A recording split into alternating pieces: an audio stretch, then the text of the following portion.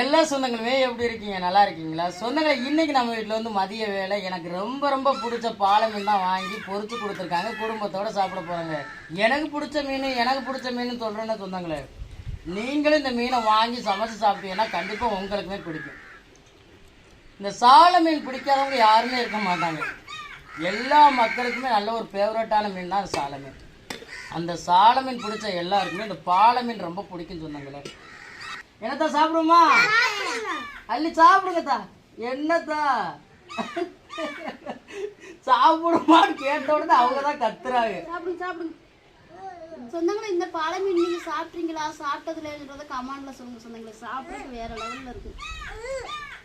குழம்புக்குமே இந்த பாலை மீன் அவ்வளோ ஒரு தேனா இருக்கும் சொந்தங்களே. நம்ம நேரத்துக்கு குழம்பு தான் வச்சோம், அதான் ரசத்தை வச்சு பொரியல் பண்ணிடலாம். பெரும்பாலான சொந்தங்கள் வந்து பொரிச்சு சாப்பிட்றத விட குழம்பு வச்சு தான் சாப்பிடுவாங்க. அவ்வளோ சுவையாக இருக்கும்.